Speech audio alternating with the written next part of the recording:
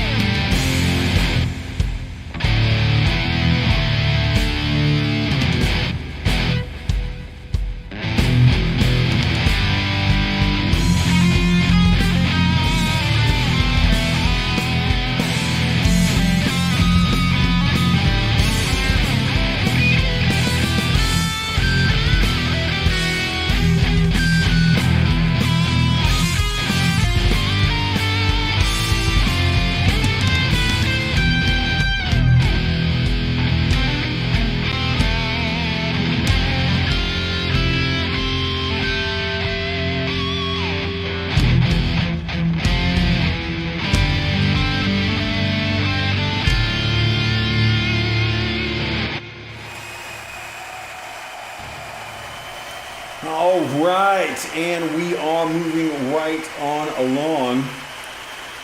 So as per usual, I just got done with giving a music lesson. I have my one Friday student that is a holdover.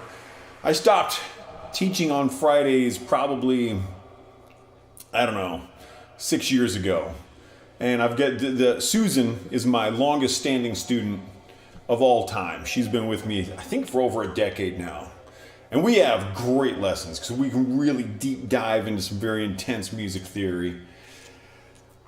And the reason I bring Susan up is this next song. The first time I played this live, this album, we got to this song, and afterwards she had put a comment, I think on YouTube, that said, "Heavy Metal James Bond," in relation to this song. And I'm like, "You talking about the main riff of the song, or are you talking about the way I dress?" And she said both.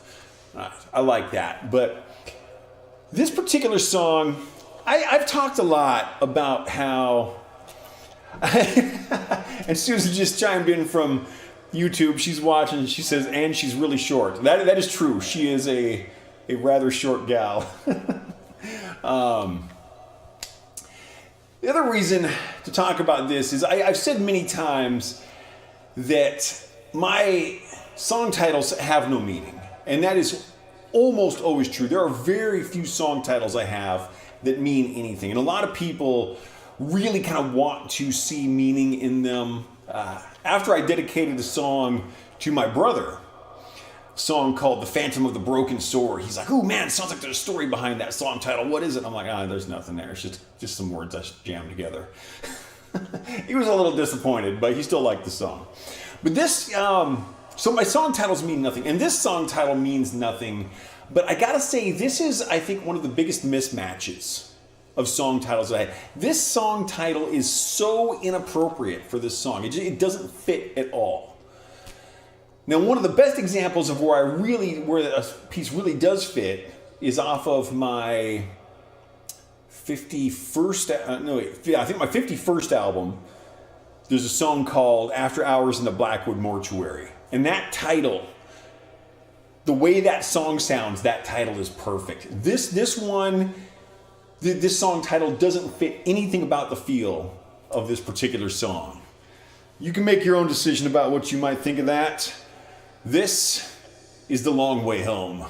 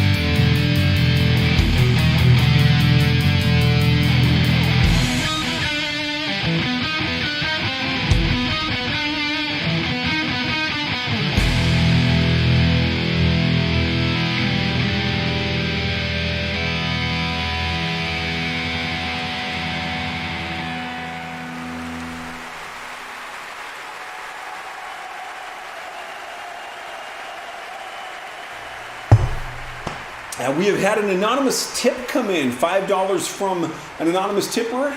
Anonymous, thank you very much. You are greatly appreciated. And Susan weighs back in from YouTube saying, yes, do a full copyright protection on this tune and sell it to the movies. Can you imagine this as background for a chase scene? That would be pretty cool behind a big crazy car crash chase scene and some spy movie. That would be pretty awesome. As I said, the song title, in my opinion at least, does not really fit. This next song we're going to slow down a little bit. And I think that the song title that I used for this is pretty appropriate, but also The Long Way Home, the title of the last one, would also be very appropriate for this song. Nonetheless, fourth song we're going to play tonight, because it's the fourth song on this album, it's called Limited Visibility.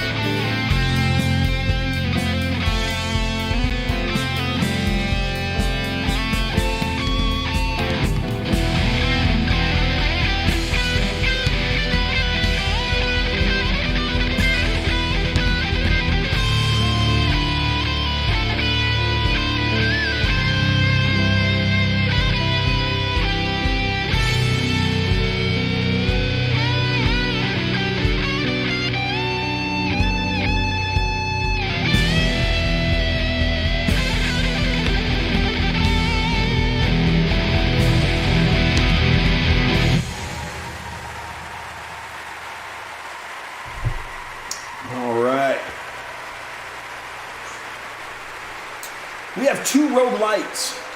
2! I didn't even know I could count that high until right now. I'm gonna call the lighting crew in and go fix those 2 rogue lights. I'll be right back with you.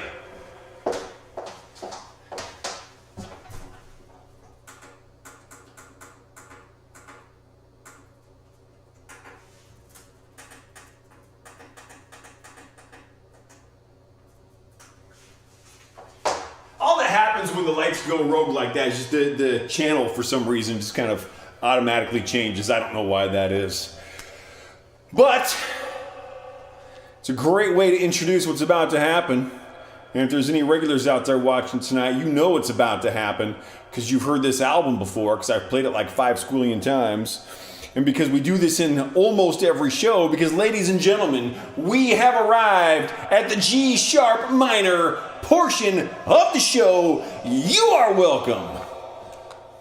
The song is called We Have a Situation Here.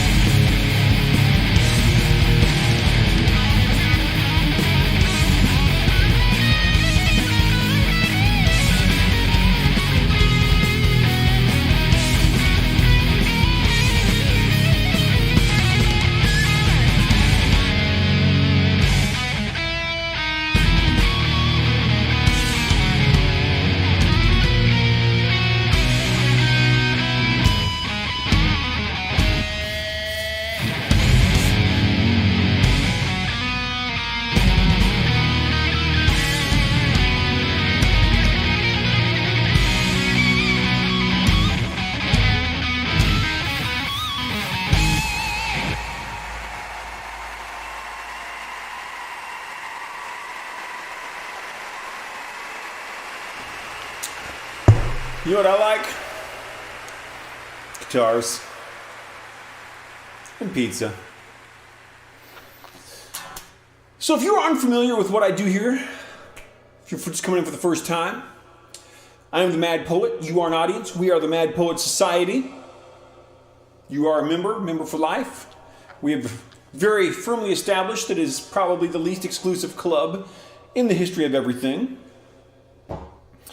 We got Therese cheering for the G sharp minor. We got Glenn coming in. Glenn says he likes guitars too. He does, and the one he likes, can hardly see, is that white one back there. I can't even see my hand. I just got a little teeny image. Anyway, I need to pull that. I haven't played a show with that one for a while. I need to pull that one out maybe on the next show. Yeah. So thank you for being here. I do appreciate it. I do shows every Friday night, 8 o'clock p.m. in the Pacific time zone, just for your own time zone as necessary, if you are in fact so inclined. And yeah, Glenn is correct. Tuning in from Twitch, that is a Charvel. Probably not even in tune right now. On every album, I dedicate a song to someone. And there was a 4-album period, not long after Sarah and I had moved over to Eastern Washington, where I put these out. And every time I dedicate a song to someone, I always get in touch with them, let them know I'm doing it, make sure they don't mind me putting their name out in public, as I do. And I didn't feel like talking to anybody and getting permission and dealing with all that. So for 4 albums in a row, I just dedicated songs to my grandparents, all of whom have long since passed. So someday I need to play all 4 of those albums in a row and just call it the Love Songs for the Dead show. I think that might have to happen one of these days.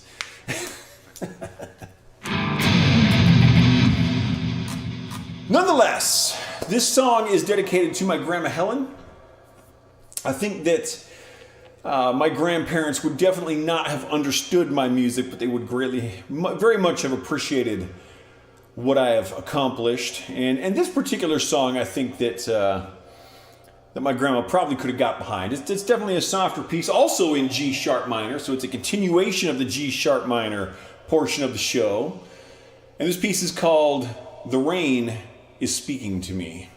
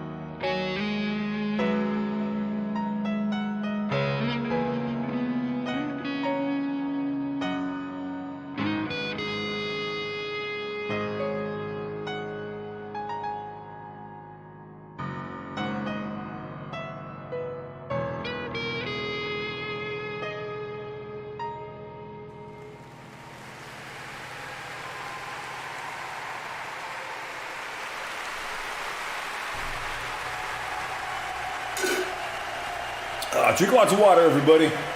Gotta have that water. Okay. We have had our obligatory slow downness portion of the show. Thank you very much for the compliment, Glenn. It is a nice piece, I agree.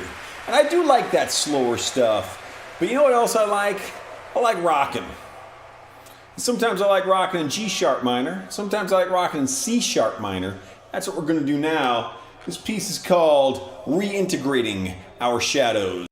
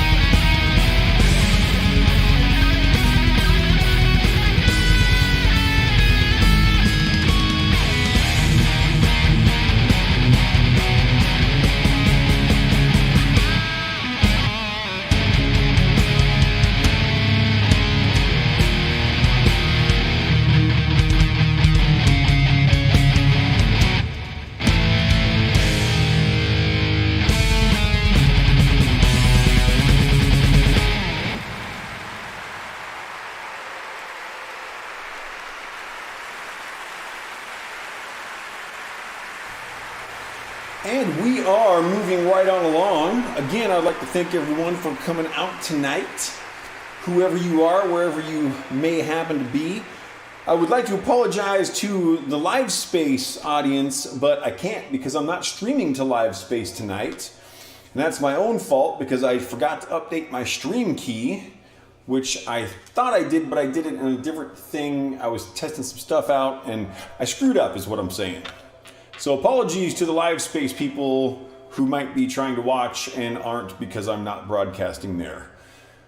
Because that definitely made sense. Nonetheless, wherever you're tuning in from, if you're watch from YouTube or Trovo or Facebook or DLive or Twitch or Nemo or Nono or Vaughn or Picardo, thanks for coming in. Appreciate it very much. A big shout out to my Nemo crew. I usually got a whole bunch of people watching from Nemo, and it is a largely Vietnamese crowd. It's a Vietnamese platform, so there's not a lot of communication going on there, but I know there's a lot of people watching from there, so thank you very much for coming in. We are playing my 61st album tonight. It is titled Bucket of Blood. And I've probably talked about this before, but I know I've had some new people coming in to watch these. So, a question I often get is about memorization. How do I memorize all of this music? And the answer is that I don't.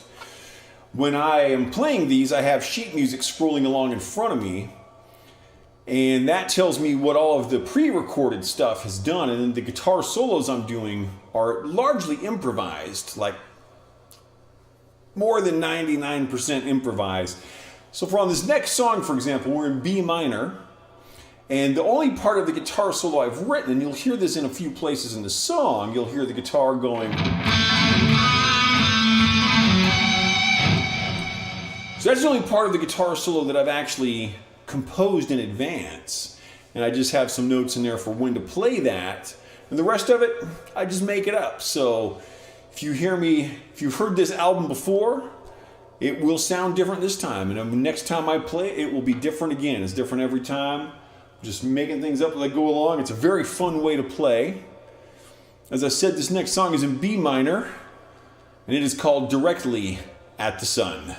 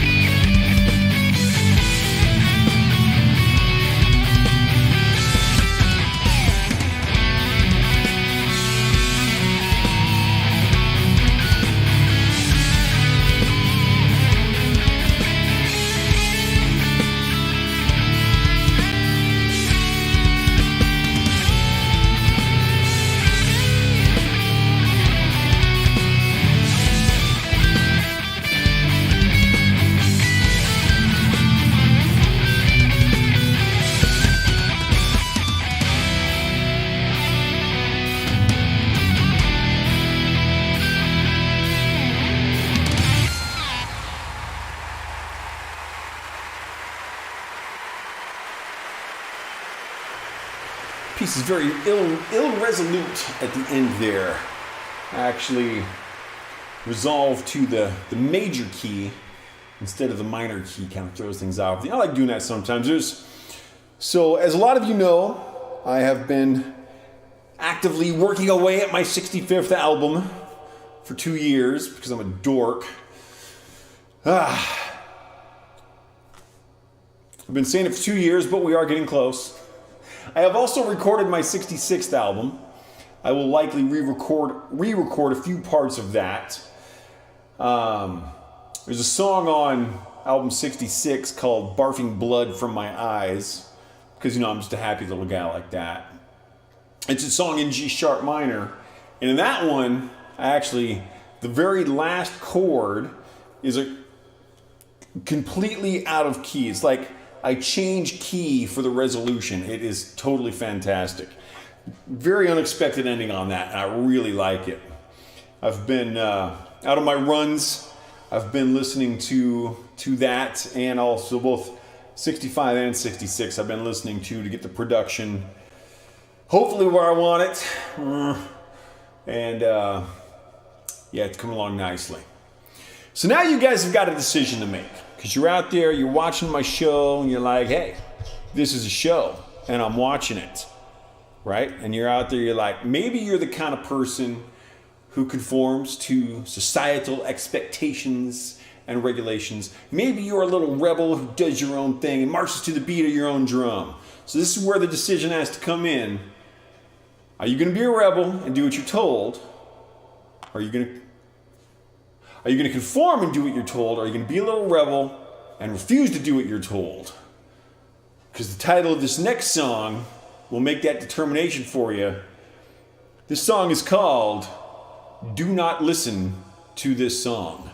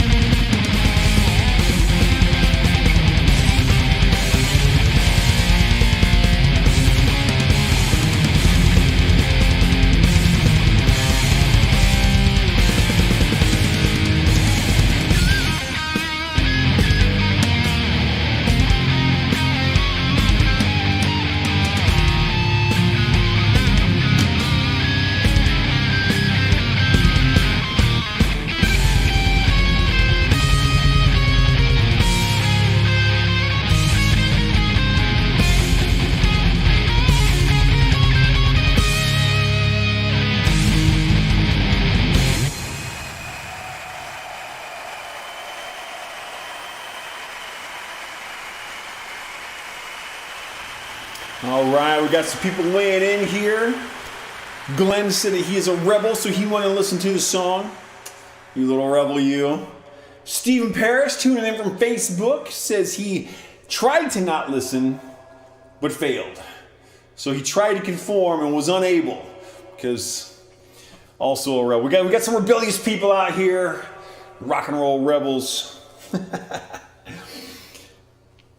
And Stephen Parrish would like to know, what is my official stance on heavy metal knitting? I will go public with this information that I've never spoken on this subject before. So this might be somewhat controversial in some people's eyes. I'm in favor. I'll put that on record publicly out here on all these platforms. I stand in favor of heavy metal knitting.